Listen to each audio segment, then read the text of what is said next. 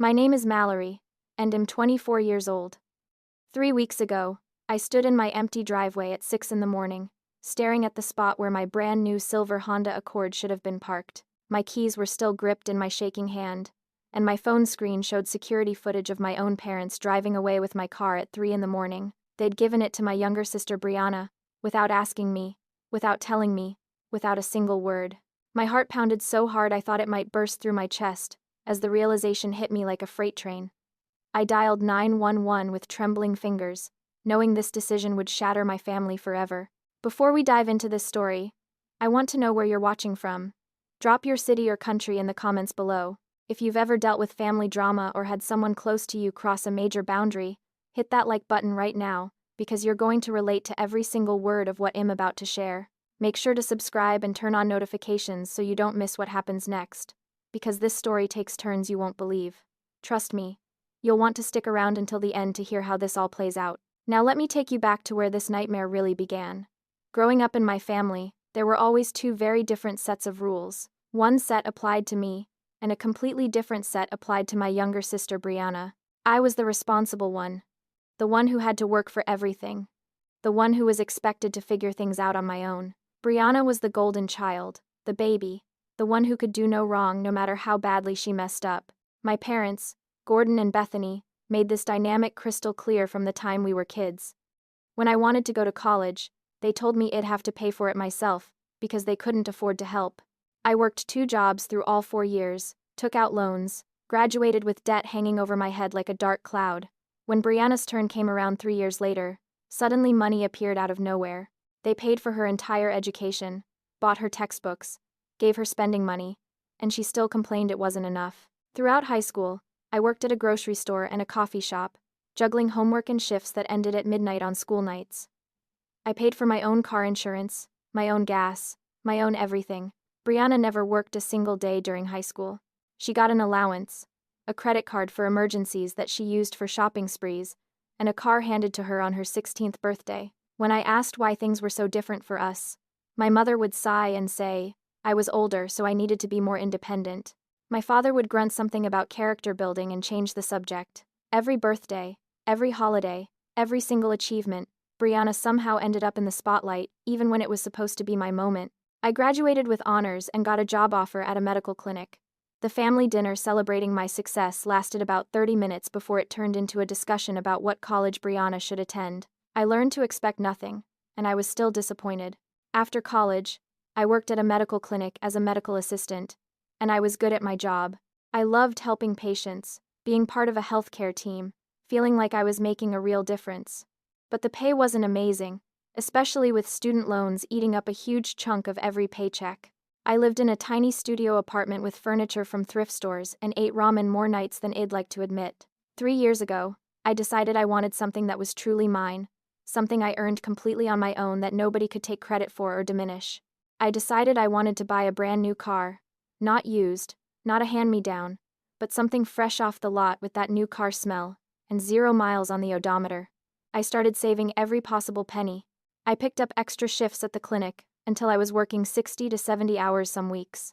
I stopped going out with friends, stopped buying anything that wasn't absolutely necessary, and watched my savings account grow dollar by dollar. It took 3 entire years of sacrifice, but 2 weeks ago I finally had enough saved up. I walked into the Honda dealership and paid cash for a brand new silver Honda Accord, $28,000, every single cent earned by my own sweat and long hours and determination. When I drove it off the lot, I cried happy tears, because it represented so much more than transportation. It represented my independence, my hard work, my ability to set a goal and achieve it without anyone's help. I was so proud of that car. I took pictures of it from every angle, kept it spotlessly clean, parked it carefully away from other cars so nobody would ding the doors. I showed my parents, and they seemed happy for me, or at least that's what I thought at the time. My mother said it was a lovely car, very sensible. My father nodded and asked questions about the interest rate, seeming surprised when I told him I'd paid in full with cash. Brianna came over to look at it and I could see the jealousy in her eyes, but I figured that was just typical sister stuff. What I didn't realize was that their questions weren't innocent curiosity. My mother making comments about how it seemed wasteful for just one person to have such a nice car should have been a red flag. My father asking detailed questions about the title, the registration, where I kept the spare keys. All of that should have warned me something was wrong. Brianna sulking and complaining that her 10-year-old Toyota Camry was embarrassing, and she couldn't possibly go to job interviews in such an old car should have set off alarm bells in my head. But I was so used to their dynamics, so used to being the responsible one who just dealt with things, that I dismissed it all as typical family jealousy. I never imagined they would actually do what they did. 3 days before the theft, we had a family dinner at my parents' house. Brianna threw a complete tantrum at the table about needing a better car. She claimed she had important job interviews coming up and showing up in her old Toyota would make her look unprofessional and poor. My mother immediately jumped to comfort her, stroking her hair and making soothing noises. My father shot me these guilty, expectant looks like he was waiting for me to offer to let Brianna borrow my car. The tension at that table was thick enough to cut with a knife. I sat there silently, eating my food, refusing to offer what they clearly wanted me to offer. Finally, my mother said maybe I could let Brianna use my car for her interviews, just to help her out. I said no, firmly and clearly. It was my car. I needed it for work, and Brianna's car ran just fine even if it wasn't brand new. Brianna burst into tears. My father sighed heavily. My mother gave me a look of such disappointment, like I was the worst daughter in the world for not immediately handing over something I'd worked 3 years to buy. I left that dinner early, and I truly thought that was the end of it. I woke up at 5:30 in the morning exactly like I did every workday. My shift at the clinic started at 7, and I liked to give myself plenty of time to get ready, grab coffee, and drive over without rushing. I went through my usual routine, showered, dressed in my scrubs, pulled my hair back, grabbed my bag and my keys. The keys to my beautiful new car that I'd only owned for 2 weeks. I headed out my apartment door, walked down the stairs, and stepped into the parking lot. My designated parking spot was empty. Completely, totally empty. For a few seconds, my brain couldn't process what I was seeing. I stood there like an idiot, looking at the empty space like maybe if I stared hard enough my car would materialize out of thin air. Then panic slammed into me like a physical blow. My car was gone. Stolen. Some random thief had taken it in the night. I immediately pulled out my phone with shaking hands and opened the security camera app for the parking lot. My apartment building had cameras covering the parking area, and I pulled up the footage from overnight, scrolling backward through the hours. At timestamp 3:47 in the morning, I saw it, but it wasn't some random thief. It was my father, Gordon, walking up to my car with purpose and confidence. He pulled out a key, my spare key that I'd given to my parents months ago for emergencies, and he unlocked my car like he had every right to be there. My mother Bethany was with him, standing by the passenger side, and following behind them in her old Toyota Camry was Brianna. I watched in absolute shock as my father got into my driver's seat, started the engine, and drove away. My mother got into the passenger seat of Brianna's Toyota, and the two cars left together in a little convoy. They had planned this. They had coordinated this. They had waited until the middle of the night when they thought I'd be asleep and unable to stop them, and they had stolen my car. Not borrowed, not asked, stolen. My hands were shaking so badly I almost dropped my phone. I immediately called my mother's cell phone. It rang and went to voicemail. I called my father's phone. Same thing, straight to voicemail. They were ignoring me because they knew exactly what they'd done. I called Brianna's number, not really expecting her to answer, but she picked up on the third ring. Her voice was bright and cheerful, dripping with fake innocence. She said, "Oh, I'd noticed." I asked her where my car was, and she laughed, actually laughed, and told me that Mom and Dad had given it to her as an early birthday present. She said it so casually, like it was the most normal thing in the world. I completely lost it. I started screaming into the phone, demanding she bring my car back immediately, telling her that was theft and they had no right. Brianna's voice turned cold and nasty. She said I was always so selfish, that Mom and Dad were finally seeing me for who I really was.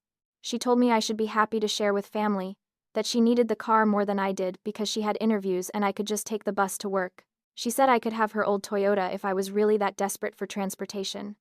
Then she hung up on me. I stood there in that empty parking lot, trembling with rage and disbelief, while neighbors started leaving for their own jobs and staring at me like I was crazy. I had two choices in that moment. I could let my family walk all over me like they'd done my entire life, accept that they could take whatever they wanted from me whenever they wanted it, or I could take a stand.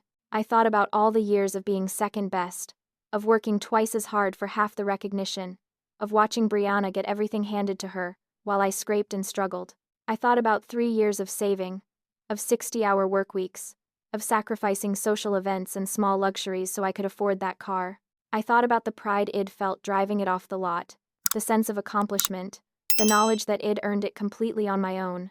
They didn't just steal a car, they stole my hard work, my independence, my sense that I had any control over my own life. I pulled my phone back out, and this time I dialed 911. The operator answered with the standard greeting, asking what my emergency was. I took a deep breath and said I needed to report a stolen vehicle. She asked for details and I gave her everything: the make, model, color, license plate number, the last known location. Then she asked if I knew who took it, and I paused. This was the moment everything would change. This was the point of no return. I said yes, I knew who took it: my parents and my sister. There was a brief silence on the line, and then the operator asked me to confirm that I wanted to press charges against family members. I looked at that empty parking spot one more time, and I said absolutely. 2 patrol officers arrived at my apartment within 20 minutes. Officer Brennan was a man in his late 30s with kind eyes and a calm demeanor, and Officer Walsh was a woman in her mid-40s who had a no-nonsense, by-the-book attitude that I immediately appreciated. I showed them the security camera footage on my phone, and I watched their expressions shift from professional neutrality to something like sympathy mixed with frustration. Officer Walsh asked me to send her the video file, and I did immediately. Then I showed them the title to my car, the registration papers, the insurance documents, all of which had only my name on them, not my parents' names, not Brianna's name, just mine. I explained the family history briefly, trying to keep my voice steady even though I wanted to cry or scream or both. I told them about the dinner 3 days ago, about Brianna demanding a better car, about my parents expecting me to just hand over something I'd worked 3 years to afford. Officer Brennan and Officer Walsh exchanged a look that told me this wasn't their first time dealing with family theft. Officer Brennan spoke gently, asking if I was absolutely sure I wanted to proceed with pressing charges. He warned me that this was going to get messy, that family situations like this often escalated in ways I might not be prepared for. I appreciated his honesty, but I didn't waver. I told him they stole $28,000 worth of property from me, and yes, I was completely sure I wanted to press charges. Officer Walsh nodded approvingly and started taking a detailed statement. She photographed the empty parking space, downloaded the security footage onto an official device, and went through every single one of my ownership documents with a fine-tooth comb. Everything was in order. Everything proved beyond any doubt that the car was mine and mine alone. Officer Brennan asked where I thought the car would be now, and I told him probably at my parents' house about 15 minutes away. The officers went back to their patrol car and ran my license plates, and they also tracked the car through its built-in GPS system that came with the vehicle. Sure enough, my car was sitting in my parents' driveway.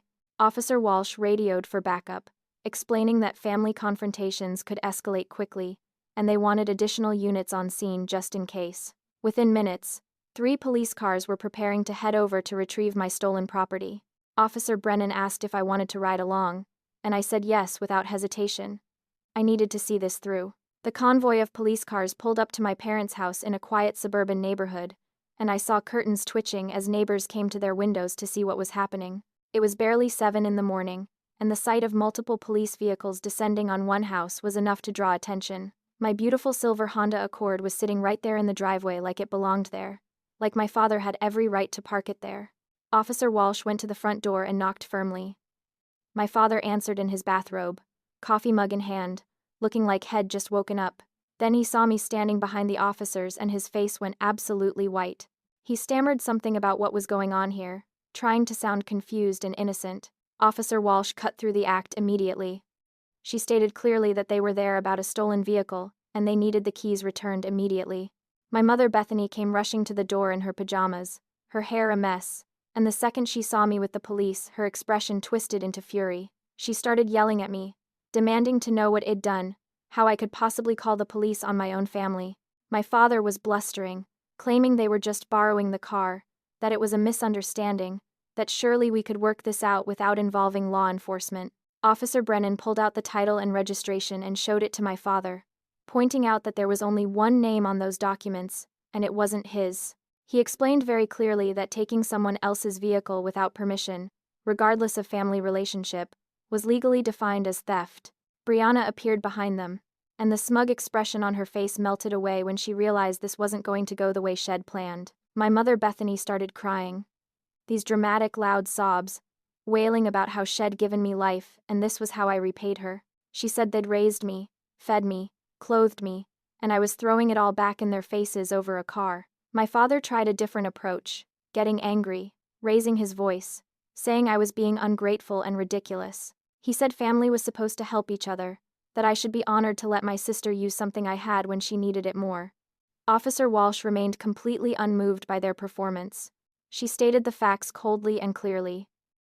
This was theft, plain and simple, and they needed to return the keys immediately or face arrest.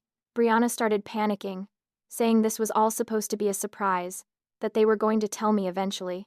I called that out as the lie it was, reminding everyone that this happened at 3 in the morning without a word to me, and when I called them they ignored me and told me the car was Brianna's now. My mother collapsed dramatically against the doorframe, clutching her chest and moaning that she was having heart pains, that I was literally killing her with stress. The officers had clearly seen this act before, and weren't buying it for a second. My father's face turned red with rage. He demanded to know if I was really going to destroy this family over a car. I looked him right in the eyes and said no. He destroyed this family when he decided to steal from me.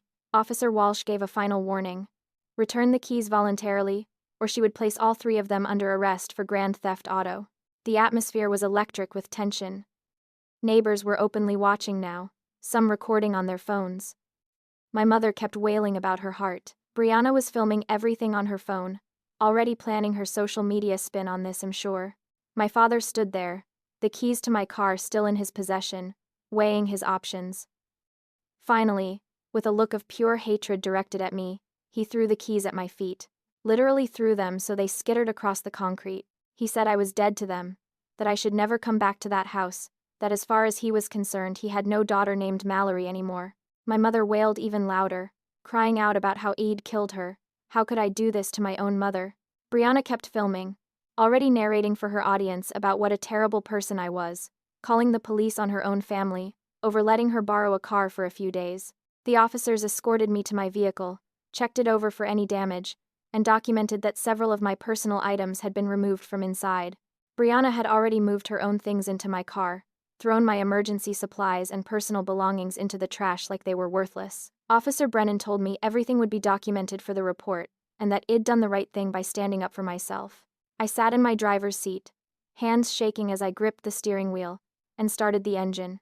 As I drove away from my parents' house, watching it disappear in my rearview mirror, I felt sick to my stomach even though I knew I hadn't done anything wrong. Within hours of getting my car back, my phone started exploding with messages and calls. It started with my parents and Brianna, but it spread like wildfire through the entire extended family.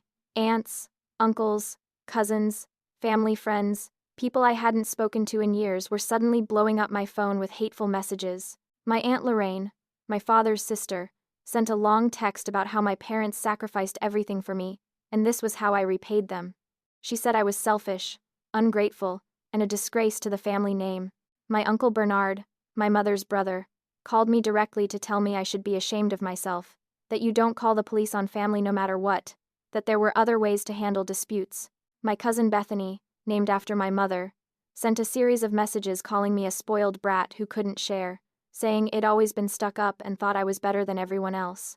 The messages kept coming in waves, dozens and dozens of them, all saying variations of the same thing.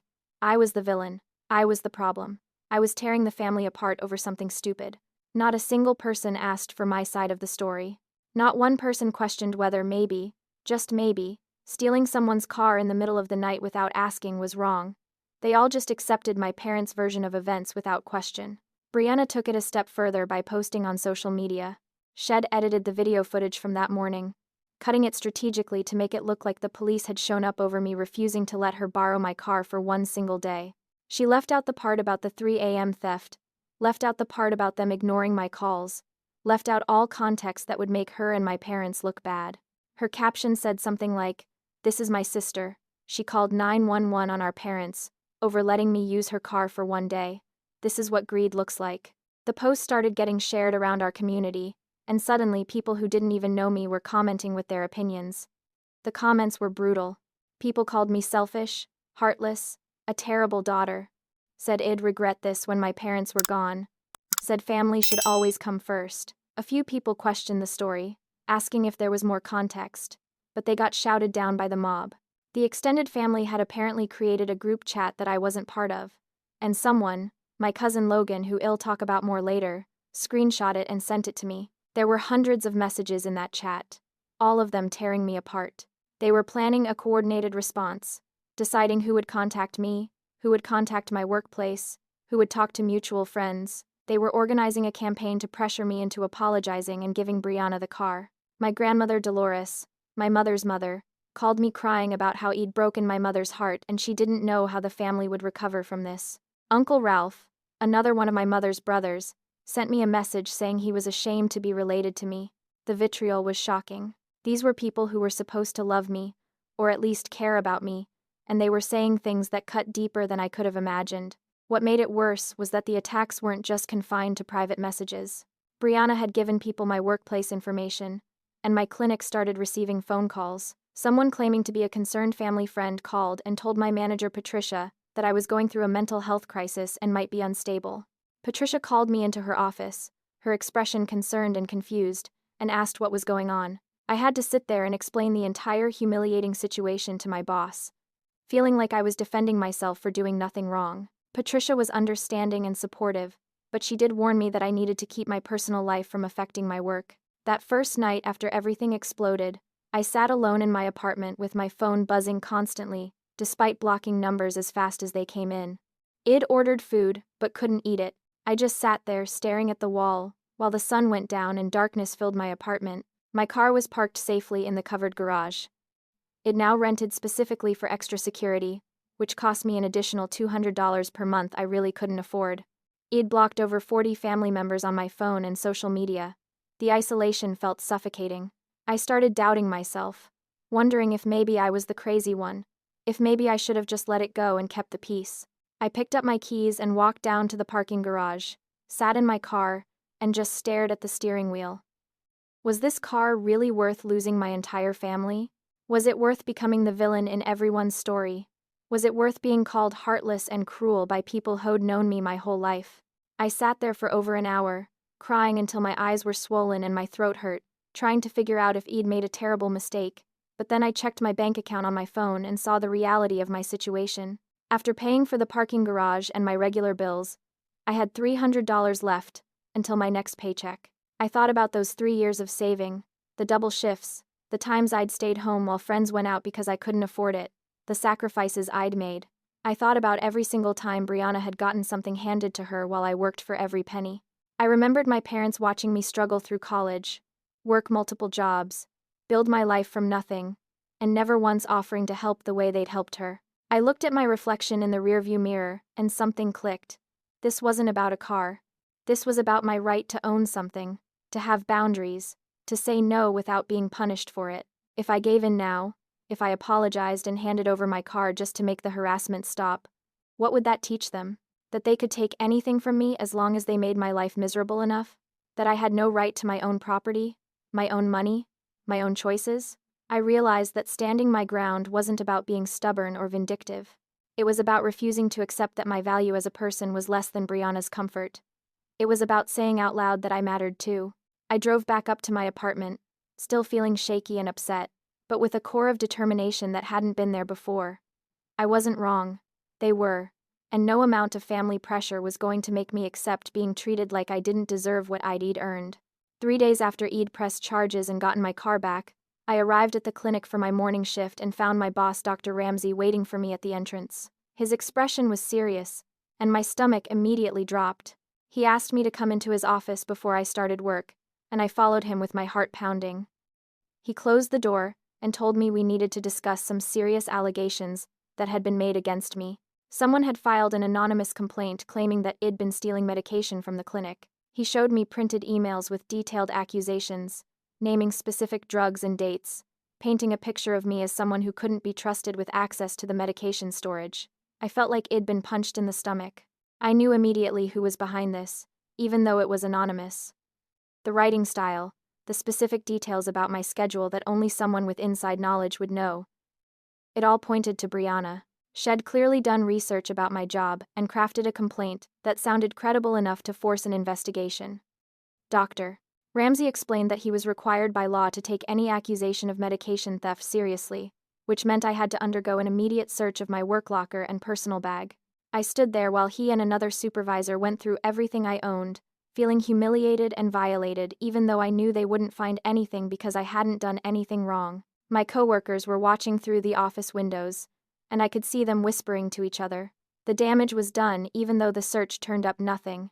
Suspicion had been planted.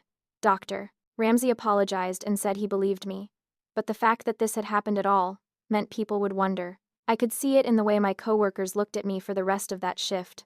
A mixture of curiosity and doubt. Someone had accused me of being a thief, and even though it was proven false, the accusation itself was enough to make people question my character. That evening, I received an email from my apartment management company. According to the email, they'd received multiple noise complaints from my neighbors about loud music and parties at all hours of the night.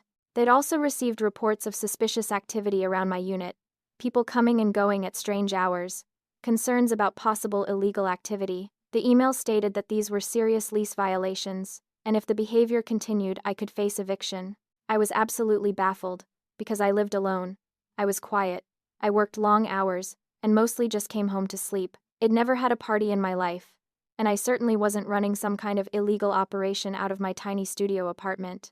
I went immediately to my neighbor Charlene, an older woman who lived next door, and who I occasionally chatted with in passing. I asked her directly if she'd made any complaints about noise from my apartment. Charlene looked at me like I'd lost my mind. She said no. I was quiet as a mouse. She barely knew I was there most of the time. She asked why I was asking, and I explained about the management email. Charlene got angry on my behalf, saying someone was clearly making false reports, and she'd be happy to tell management that I was an ideal neighbor. The realization hit me hard. Brianna was trying to get me evicted. She was systematically trying to destroy every aspect of my life. My job, my home, my reputation, everything. 3 days after that, while I was working an afternoon shift at the clinic, my father's sister Lorraine showed up. She didn't come quietly or privately. She barged into the waiting room while it was full of patients and started screaming at me. She called me heartless, cruel, a witch, every horrible name she could think of. She told everyone in that waiting room that I'd called the police on my own parents over a car, that my father had a heart attack because of the stress I'd caused, that I was killing my family with my selfishness. Patients were staring, some recording on their phones, and I just stood there frozen in shock. Our security guard had to physically escort Lorraine out of the building, while she continued screaming threats and insults. She yelled that she hoped I could live with myself when my father died because of what I'd done. As soon as Lorraine was removed from the building, I called the hospital in a panic. If my father really had a heart attack, regardless of our issues, I needed to know. The hospital had no record of Gordon being admitted. No heart attack, no emergency visit, nothing. It was a complete lie, fabricated specifically to make me look like a monster, and to create a scene at my workplace. Aunt Lorraine had knowingly participated in a lie, had come to my job specifically to humiliate me in front of patients and coworkers, had screamed false accusations designed to destroy my professional reputation. The betrayal somehow felt even worse than what my parents had done. This was extended family, people who weren't even directly involved, going out of their way to hurt me. My manager Patricia had to file an incident report about the disruption. My coworkers were talking about it all afternoon. I heard whispers about how there must be more to the story. How maybe I really was a terrible person if my own aunt would make such a scene. The damage to my reputation was stacking up, blow after blow, and I felt like I was drowning. Then the anonymous letters started arriving at my apartment. The first one appeared in my mailbox about a week after the initial theft. No return address, typed on plain paper. The envelope hand-addressed. Inside was a venomous letter detailing all my supposed failures and sins as a daughter and sister. It called me selfish, ungrateful, evil, a disgrace. It included Bible verses about honoring your parents, twisted to make me look like I was violating sacred commandments. The second letter arrived 2 days later, this one with threats. It said karma would get me, that I'd die alone and unloved, that everyone could see what I really was. More letters came, each one postmarked from different locations around the city. clearly sent by different family members to make them harder to trace. Some were filled with religious condemnation. Some were just pure hate. Some contained detailed accounts of times I'd allegedly been selfish or mean throughout my life. Events that were either exaggerated or completely fabricated. Reading them felt like being psychologically tortured. My social circle started shrinking rapidly. An old friend from high school, Cecilia, unfriended and blocked me on all social media with a message saying she'd heard what I'd done to my parents and we couldn't be friends anymore. Another friend, Rosalind, just blocked me without explanation, and when I asked a mutual friend what happened, I found out my family had been spreading their version of events to everyone who'd ever known me. They were systematically contacting anyone I'd ever been close to, and poisoning those relationships. The isolation was becoming unbearable. I felt like I was under attack from every direction with no way to defend myself. Every day brought some new horrible thing. A false report to my employer, a threatening letter, a friend turning away, a public confrontation. I stopped sleeping properly, started having anxiety attacks, jumped at every unexpected sound. I moved my car to a different parking location every single night, terrified someone would damage it or steal it again. I installed extra locks on my apartment door and slept with pepper spray on my nightstand. One night, I sat in my car after work, unable to bring myself to go inside my apartment because I was afraid of what fresh horror might be waiting for me. I was exhausted in a way that went beyond physical tiredness. Every part of me hurt. I started thinking that maybe I should just give them the car, sign it over to Brianna, apologize for whatever they wanted me to apologize for, and make it all stop. The thought crept in like poison. Maybe keeping my sanity and my job and my home was worth more than being right. Maybe I should just surrender. I sat there crying in my car for so long that the parking garage lights automatically shut off around me, leaving me in darkness. But then, sitting there in that darkness, something shifted. The tears stopped and rage took their place. Why should I surrender something I'd earned fairly? Why should I let them win by making my life so miserable that I gave up? If I gave them my car, what would they take next? My apartment? My savings? My job? Where did it end? I realized that this wasn't really about the car anymore. It was about whether I had the right to exist as my own person with my own belongings and my own boundaries, or whether my family owned me and everything I had forever. I started my car, turned on the lights, and drove home with a new resolve forming in my chest. I wasn't giving up. Not today. About 2 weeks into this nightmare, I received a message from my cousin Logan. We'd never been particularly close, but Logan's message was sympathetic and kind. He said he couldn't believe what the family was doing to me, that he'd seen the security camera footage, and he knew I was in the right, that he was sorry for how everyone was treating me. In my desperate, isolated state, those words were like water in a desert. I responded gratefully, and Logan suggested we meet for coffee to talk about everything. He said he wanted to help, that maybe he could mediate between me and the family, that having someone on my side might make a difference. I agreed immediately, so starved for any kind of family support that I ignored the tiny voice warning me to be careful. We met at a cafe 2 days later, and Logan seemed genuinely sympathetic.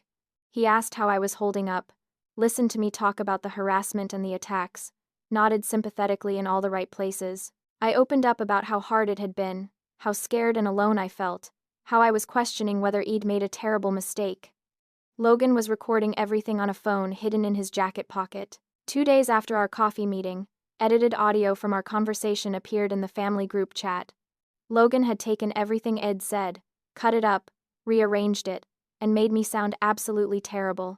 My venting about how my parents had always favored Brianna was presented as hateful rants about how I'd always hated my family. My admission that I was exhausted and scared was edited to sound like I was admitting I regretted calling the police and knew I'd been wrong. My moments of vulnerability were weaponized against me.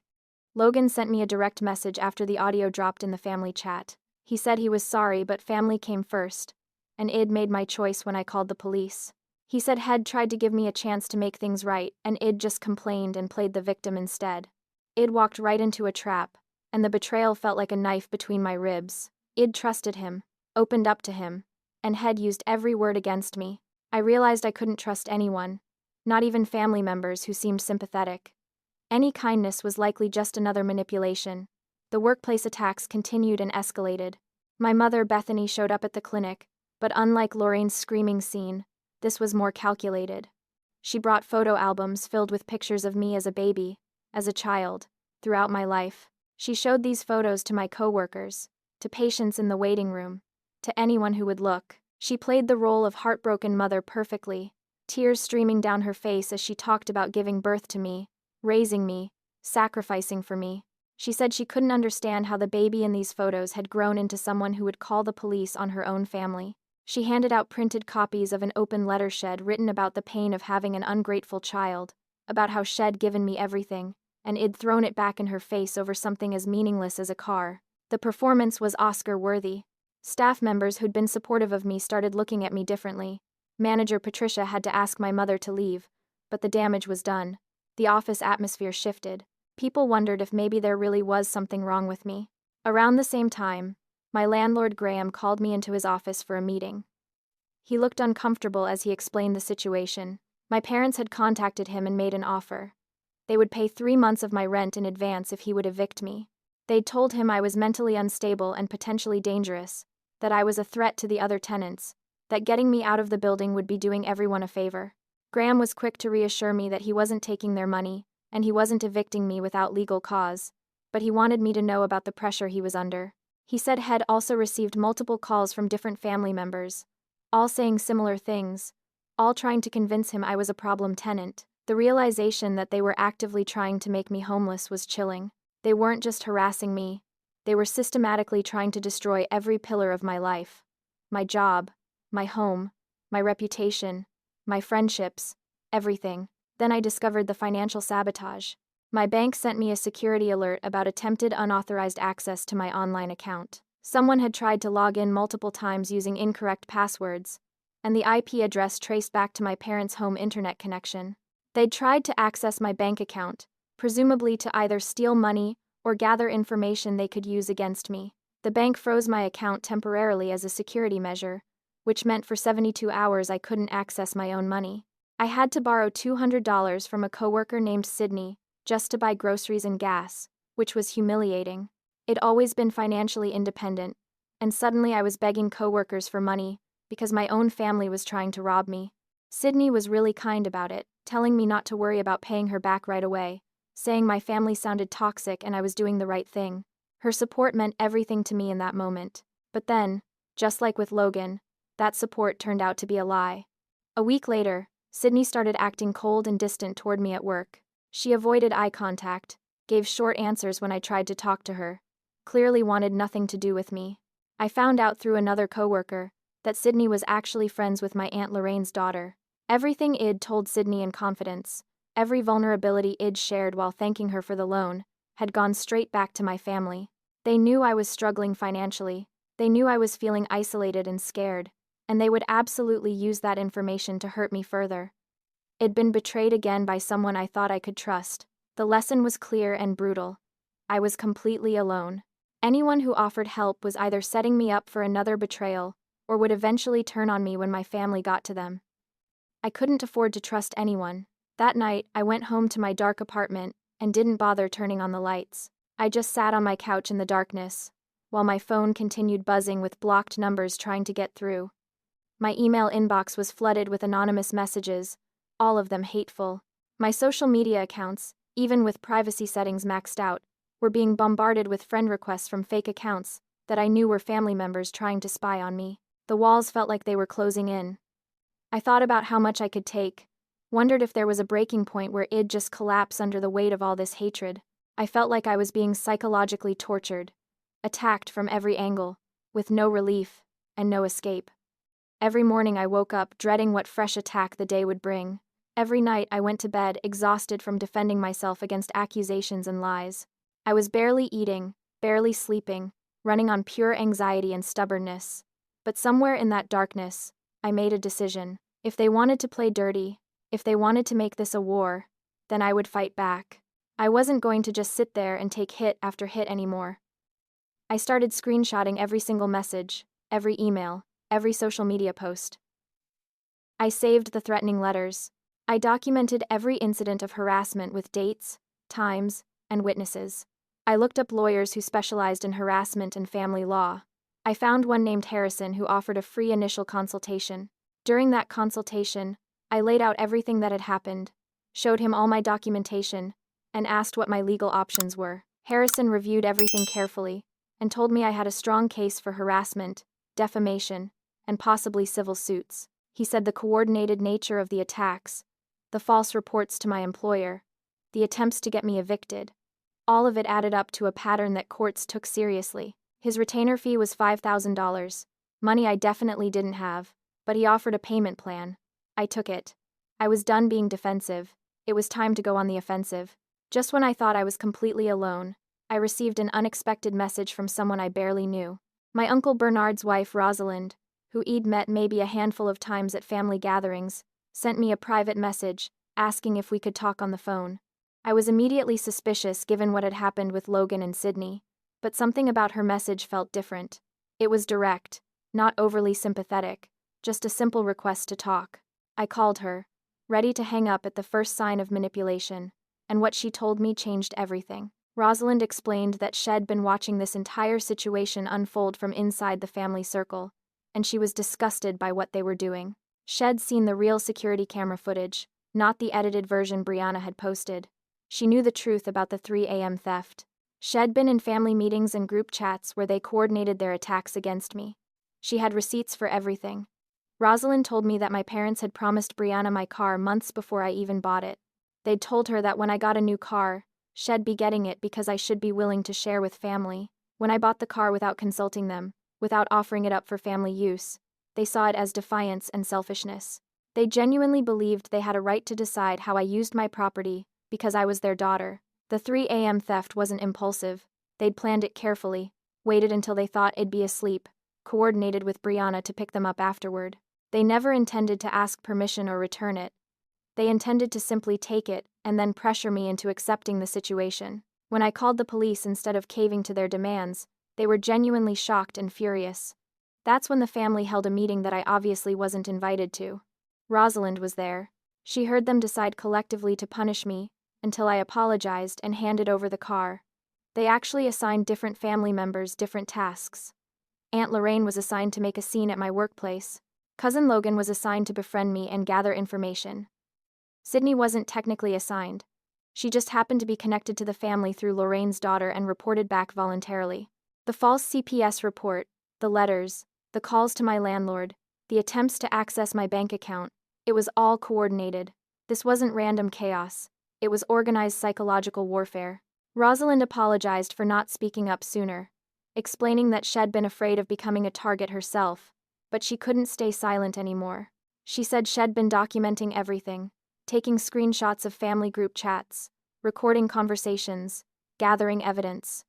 She was willing to provide all of it to me, and to testify if needed. She also warned me that they were planning something bigger, though she didn't know exactly what. She told me to be ready, to be careful, to watch my back. I thanked her profusely, and for the first time in weeks I felt like I had an ally. Rosalind wasn't doing this because we were close, or because she liked me particularly. She was doing it because what my family was doing was wrong and she had a conscience. That meant more than any family loyalty ever could. Armed with Rosalind's information, and my own documentation, my lawyer Harrison built a strong case. He reviewed everything: the harassment, the defamation, the false reports to my employer and landlord, the attempts to access my financial accounts, the conspiracy to systematically destroy my life. He said I had solid grounds for multiple restraining orders and potentially civil suits for damages. The cost was mounting, but Harrison set up a payment plan I could manage. He filed for restraining orders against my parents and Brianna, arguing credible threat and pattern of harassment. The court date was set for 3 weeks out. Those 3 weeks felt like the longest of my life. I had to prove that there was a credible threat and a pattern of harassment severe enough to warrant legal protection. Harrison was confident given the evidence we had, but I was terrified. What if the judge didn't believe me? What if my family's sob story about the ungrateful daughter worked in court the way it had worked on so many other people? For about 48 hours after the restraining order paperwork was filed, everything went eerily quiet. No messages, no calls, no incidents at work or home. The silence was unnerving. I knew this wasn't because they'd given up. It was the calm before an even bigger storm. Rosalind confirmed my suspicions, sending me a message warning me that the family knew about the court date and they were planning something significant. She didn't have details, but she'd heard my father say I'd never make it to that courthouse. I took the threat seriously. I started varying my routes to work, checking my car for tampering every time before I drove it, sleeping with my phone next to my pillow in case I needed to call for help. I moved my car to a different parking garage every single night, paying daily rates at different locations around the city, just to make it harder for anyone to find it. I was constantly looking over my shoulder, jumping at unexpected sounds, living in a state of hypervigilance that was absolutely exhausting. During this time, something unexpected happened at work. My manager Patricia called me into her office, and my stomach immediately dropped because I assumed it was more bad news. Instead, Patricia told me she'd done some investigating after my mother's visit and the various incidents. She'd spoken to my landlord, who told her about my parents trying to bribe him. She'd spoken to other staff members who'd witnessed the harassment. She'd reviewed the false complaints about medication theft, and realized they coincided with family drama. Patricia looked me in the eye and told me my job was safe, that she believed me, and that if anyone from my family contacted the clinic again, she would document it for my legal case. She offered to write a statement for my lawyer about the harassment I'd experienced at work. For the first time in weeks, someone in authority actually believed me and supported me. I cried in Patricia's office, tears of relief and gratitude, because I'd been so certain I was going to lose my job on top of everything else. The restraining order hearing loomed ahead like a finish line I wasn't sure I could reach. I practiced my testimony with lawyer Harrison over the phone, going through every incident, making sure I could present the facts clearly without getting too emotional. Rosalind continued sending me updates from inside the family circle, warning me about their plans, providing evidence. The night before the hearing, I didn't go home. I asked my coworker Daphne, one of the few people who'd been quietly supportive throughout everything, if I could stay at her place. I explained that I didn't feel safe, that my father had made threats about me not making it to court. Daphne immediately agreed, set me up in her guest room, and even offered to drive me to the courthouse in the morning. I lay awake most of the night in her guest room, staring at the ceiling, thinking about everything that had led to this point. In some ways, I'd lost everything. Most of my family, several friendships, my sense of safety and security. But it also discovered something I didn't know I had. A core of strength that refused to bend even under enormous pressure. They'd thrown everything at me, and I was still standing. I'd lost my job temporarily, almost lost my home, had my reputation shredded, been betrayed over and over, and I was still here, still fighting, still refusing to accept that they had the right to take what was mine. For the first time in weeks, I felt something other than fear and exhaustion. I felt strong. The day before the restraining order hearing, I came home from work to find my apartment door damaged. The frame around the lock was splintered and scraped, clear evidence that someone had tried to force their way in. They hadn't succeeded. The deadbolt I'd installed held firm, but the message was clear and terrifying. They were escalating to physical threats, trying to break into my home. I called the police immediately and filed a report. The officers who responded were sympathetic but honest about the limitations. There was no security camera footage of who'd attempted the break-in. No fingerprints, no witnesses, no way to prove who was responsible even though I knew exactly who it was. My landlord Graham came up when he heard what happened, and he was genuinely concerned. He installed a new reinforced lock at no charge and agreed to install a security camera pointing at my door. But the damage was done to my sense of safety. Someone had tried to break into my home. If I'd been there, what would have happened? The social media smear campaign reached new levels of viciousness. Brianna created multiple fake accounts impersonating me, using photos she'd stolen from my real profiles. These fake accounts posted confessions about stealing from family, admitting to drug problems I didn't have, claiming I was mentally ill and dangerous. Friends who'd stuck by me started sending concerned messages asking if I was okay, if these posts were real, if I needed help. I had to explain over and over that the accounts were fake, that my family was impersonating me online, that nothing in those posts was true. I reported the accounts to the platforms, but the review and removal process took weeks. Meanwhile, the damage to my reputation continued spreading. People who didn't know me well started believing the fake posts were real. Professional contacts saw this stuff and questioned my stability. Every fake confession, every manufactured scandal, added another layer of mud to my name that I couldn't fully wash off. Then came the cruelest attack of all. I received a phone call from Child Protective Services. A caseworker named Millicent explained that they'd received a report about a child living in unsafe conditions at my address. I was completely confused, and told her there must be a mistake because I didn't have any children.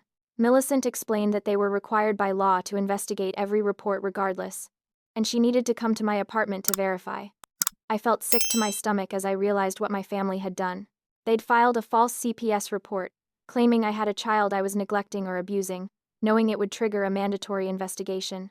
Millicent came to my apartment that evening, and I could see the frustration in her eyes as she looked around my studio apartment that clearly housed only one adult. There was no child, no toys, no evidence that any child had ever been there. She apologized for wasting my time and explained that false reports were unfortunately common in custody disputes and family conflicts. Shed document that the report was false, but the fact that someone had weaponized CPS against me was sickening. They knew I didn't have children. They made the report anyway, hoping to add another investigation to my pile of problems, hoping to paint me as someone so terrible that even CPS was investigating me. The workplace attacks reached a critical point when someone filed a complaint with the state medical board claiming I was impaired and unfit to practice. The complaint alleged I was working while under the influence of drugs or alcohol, that I'd made serious mistakes with patient care, that I was a danger to the people I was supposed to help. The medical board was required to investigate, and pending the outcome of that investigation, I was suspended from work. No income, bills piling up, savings depleted from legal fees and extra security measures, rent coming due, car payment coming due, everything crashing down at once. Dr. Ramsey was furious on my behalf and the clinic's lawyer got involved, providing evidence that the complaints were false, but the process would take months. Months I couldn't afford to wait. I applied for unemployment, but that would take weeks to kick in. I looked for temporary work, but explaining why I'd been suspended from my medical job made me unemployable elsewhere. I was drowning financially and there was no life raft in sight. One evening, I sat on my apartment floor with an eviction notice in my hand. Graham had been forced to file it because I couldn't pay rent during my suspension. I had nothing left. No job, no income, eviction looming, car payments I couldn't make, legal bills mounting. My phone rang and I saw it was my father, Gordon, calling. I almost didn't answer, but some desperate part of me needed to hear what he had to say. His voice was cold and satisfied when he spoke. He asked if I'd had enough yet, if I was ready to stop being stubborn. He said all of this would stop immediately if I just signed over the car to Brianna and apologized to the family for calling the police. Everything could go back to normal. They'd call off their attacks, stop the harassment, and we could be a family again. All I had to do was admit I was wrong and give them what they wanted. I looked at my car keys sitting on the counter. I thought about that beautiful silver Honda Accord sitting in a parking garage downtown. I thought about whether this car was really worth losing absolutely everything. My family, my job, my home, my reputation, my peace of mind, my sense of safety. Was any possession worth this much destruction? I picked up my keys and walked down to where I'd parked the car that night. I sat in the driver's seat, put my hands on the steering wheel, and started the engine. I just sat there with the car idling, tears streaming down my face, completely unsure of what to do. Part of me wanted to drive straight to my parents' house and hand over the keys just to make the nightmare stop. I was so tired, so broke, so alone. Maybe they'd won. Maybe the fight wasn't worth it anymore. But then I looked at my reflection in the rearview mirror and I saw something that stopped me. I saw the young woman who'd worked 70-hour weeks to save for this car. I saw the girl Hod put herself through college while her sister got a free ride. I saw every double shift, every sacrifice, every time I'd been told I wasn't good enough or didn't deserve the same treatment as Brianna. I saw 3 years of discipline and hard work sitting in the bank account that bought this car, and I realized something crucial. If I gave in now, if I signed over this car just to make the pain stop, I wouldn't just be losing a vehicle. It'd be accepting that my family could take anything from me at any time, as long as they made my life miserable enough. It'd be teaching them that I had no right to my own property, my own money, my own boundaries. This wasn't about a car anymore.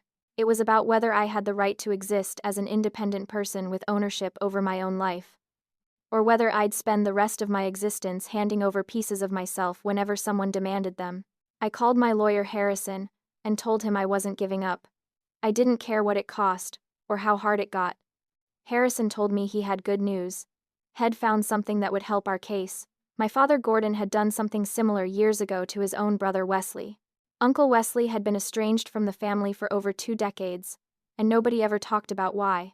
Harrison had tracked him down and Wesley was willing to testify about a pattern of financial abuse and manipulation that went back generations. This wasn't an isolated incident.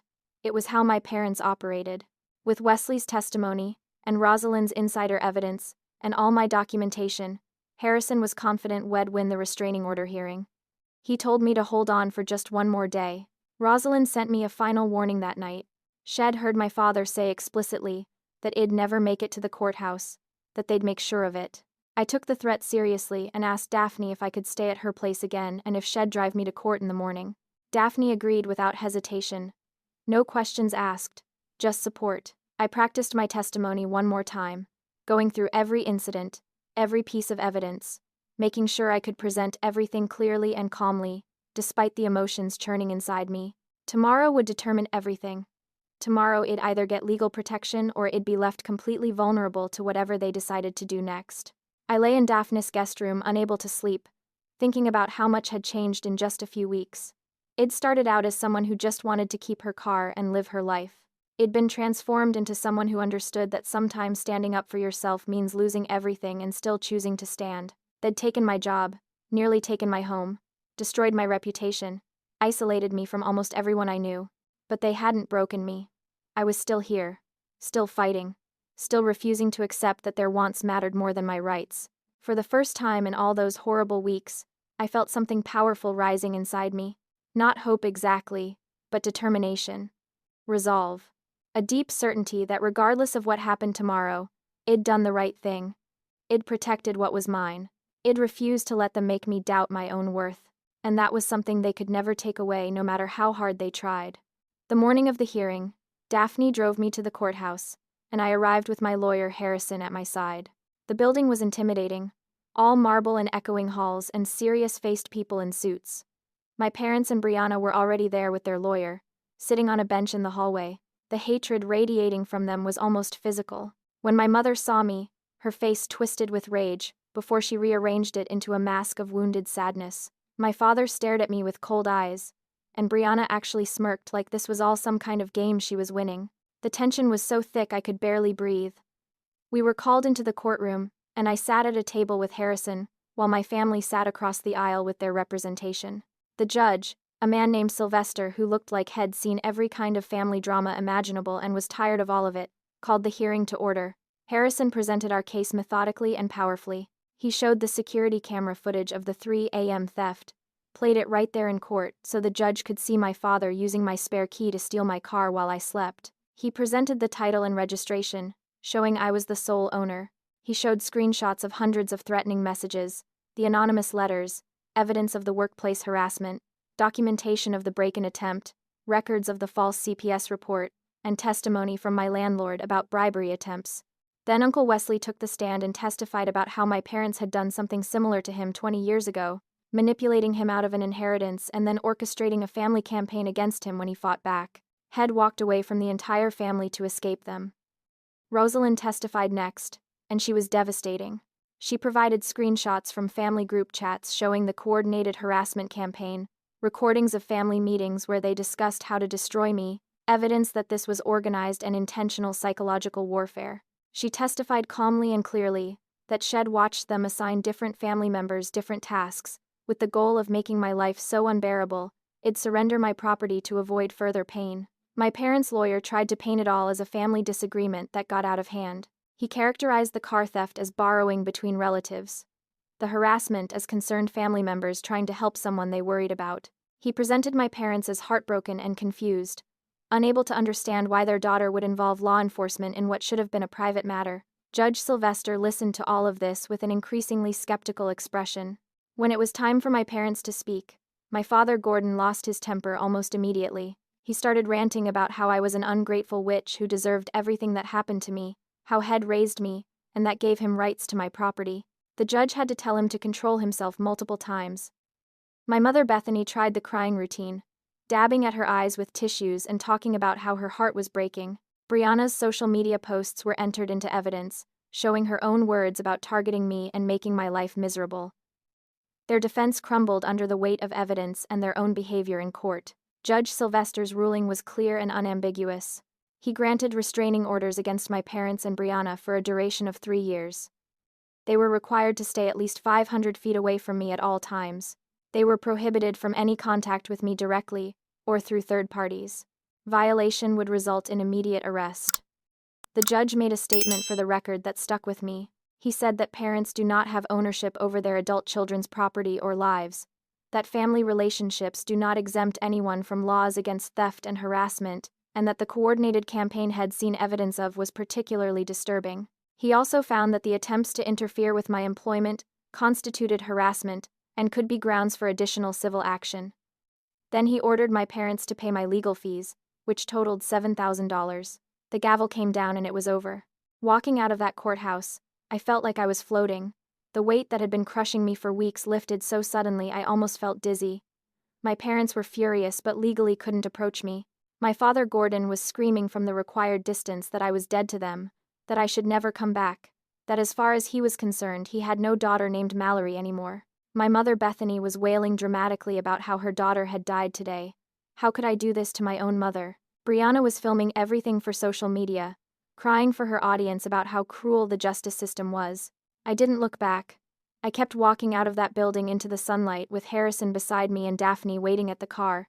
For the first time in weeks, I felt safe. The vindication came quickly after the court ruling. The medical board cleared me within days once they saw the judge's findings about false reports and harassment. Dr. Ramsey personally called to tell me my job was waiting whenever I was ready to return, and he offered me a bonus to help cover the lost wages from my suspension. The clinic filed their own complaint against whoever had made the false medical board report. Coworkers who doubted me or kept their distance started apologizing, saying they hadn't understood the full situation. Patricia told me she was sorry the clinic hadn't seen through the manipulation sooner.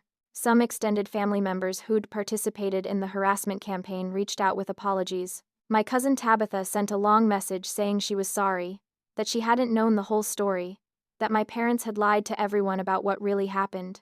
My Aunt Melody called to apologize for believing the lies. I didn't respond to most of these apologies. It felt like too little, too late. They'd been so quick to believe the worst about me, so eager to join the mob, and now that a judge had validated my side of the story, they wanted forgiveness. But Uncle Wesley became a genuine ally. He reached out not to apologize because he hadn't done anything wrong, but to welcome me to what he called the club of people who'd escaped our family's toxicity. He said he was proud of me for standing up to them now, rather than waiting 20 years like he had. The healing process started slowly. That first week after the hearing, I slept more than I had in a month combined. All the exhaustion and stress had been running on caught up with me at once, and I basically hibernated. But it was peaceful sleep, not the anxious, fitful rest I'd been getting before. I wasn't constantly waiting for the next attack. The restraining order meant they legally couldn't contact me, and the few times they tried to violate it, police took the reports seriously because of the court order. I started seeing a therapist named Ellis, who specialized in family trauma and abuse. Talking to someone neutral who understood the dynamics helped me process everything that had happened and start to move forward. I returned to work and found that my performance was actually better than before because I wasn't constantly distracted by fear and harassment. I made the decision to move to a new apartment in a different part of town for a fresh start. Somewhere my family didn't know the address, somewhere I could build a new life without constantly looking over my shoulder. The moving process was cathartic, packing up that studio apartment that had been both my sanctuary and my prison during the worst weeks of my life. I made new friends slowly and carefully, building a chosen family of people who supported me without ulterior motives. Daphne became one of my closest friends. Uncle Wesley and his family included me in their holiday celebrations. Rosalind ended up divorcing my Uncle Bernard, and she told me that watching what happened to me was the final push she needed to leave a marriage that had been making her miserable for years. My support system was smaller than the family I'd lost, but it was genuine in a way that family had never been. 6 months after the court hearing, I was shopping at a grocery store and turned a corner to find myself face to face with my mother, Bethany. We both froze. The restraining order meant she had to maintain distance, and she quickly walked away without saying a word. But in that brief moment of eye contact, I saw that shed aged. She looked tired and sad and smaller somehow, and I felt nothing. Not anger, not sadness, not guilt, not satisfaction, just nothing. She was a stranger to me now. I realized in that moment that I was finally free from caring what they thought, free from the need for their approval, free from the pain of their rejection. They couldn't hurt me anymore, because I'd stopped giving them power over my emotions. What I learned through this nightmare is that setting boundaries isn't cruel, it's survival. No is a complete sentence that doesn't require justification or apology. Family doesn't mean unlimited access to your life, your property, your peace, or your mental health. Love without respect isn't actually love. It's control dressed up in familial obligation. I had to lose my family of origin to understand what family should actually mean. Real family supports your growth and celebrates your success, rather than tearing you down to build someone else up. Real family respects boundaries, even when those boundaries are inconvenient. Real family doesn't steal from you, and then orchestrate a psychological warfare campaign when you stand up for yourself. I also learned that the car was never just a car. It represented 3 years of hard work, sacrifice, and discipline. It represented my independence and my capability. It was proof that I could set a goal and achieve it without anyone's help. Most importantly, it represented my worth as a person. Giving it up would have meant accepting that my worth was less than Brianna's comfort, that my years of hard work mattered less than keeping the peace, that I didn't deserve to keep what it earned. Standing my ground taught me that I deserve what I earn, that my value isn't determined by how much I sacrifice for others, and that protecting what's mine isn't selfishness, it's self-respect. The distinction between justice and revenge became clear to me through this process. I didn't press charges for revenge or to hurt anyone. I pressed charges because theft is theft regardless of who commits it. Holding people accountable isn't punishment, it's protection, both for myself and for any future victims of their manipulation. Justice means everyone plays by the same rules, even family members. Sometimes the most loving thing you can do for someone is let them face the natural consequences of their actions, because that's the only way they might ever change. 1 year later, I still drive my Honda Accord, and it runs perfectly. I have a better job at a different clinic, where I was promoted to lead medical assistant. My apartment is small, but it's mine, filled with furniture I chose and decorated exactly how I want it. I have no contact with my parents or Brianna. They tried reaching out once through their lawyer, suggesting we could reconcile if I dropped the restraining orders, but I declined through my own lawyer. Some extended family relationships have been repaired, but most haven't, and am genuinely okay with that. My life is quieter now, smaller in some ways, but it's authentically mine, in a way it never was before. People ask me sometimes if I regret calling the police that morning, if I regret pressing charges, if I regret tearing my family apart over a car. I tell them I didn't tear my family apart. They did that the moment they decided my boundaries didn't matter, the moment they chose to steal from me rather than respect my property, the moment they decided to punish me for standing up for myself. That car sits in my driveway every morning right where it belongs, and every time I see it I remember that I'm worth more than keeping the peace. I'm worth more than being convenient. I'm worth more than sacrificing my own well-being to make other people comfortable. I'm worth standing up for myself even when it costs everything. Especially when it costs everything, because some things are worth fighting for. Things like your self-respect, your boundaries, your right to say this is mine and you cannot take it. Some things are worth fighting for even if you have to fight alone, even if the whole world tells you you're wrong, even if you lose everything except your sense of self. Because at the end of the day, that's the one thing nobody can take from you, unless you give it away. So here's my question for all of you watching. Have you ever had to stand up to family over a major boundary violation? Have you ever been in a situation where doing the right thing cost you relationships? How did you handle it, and do you have any regrets? Drop your stories in the comments below because I want to hear them, and I think a lot of us need to know we're not alone in these struggles. If this story resonated with you, if you've been through something similar, or if you're going through it right now, hit that like button and subscribe to this channel. Share this video with someone who might need to hear that it's okay to protect yourself even from family. Thank you so much for listening to my story and for being here. I hope sharing what I went through helps someone else find the strength to stand their ground when it matters. Remember that you're worth fighting for. Your boundaries matter, and you have every right to protect what's yours. Take care of yourselves out there, be kind to the people who deserve it, and never let anyone convince you that you don't deserve respect just because they're family. Until next time.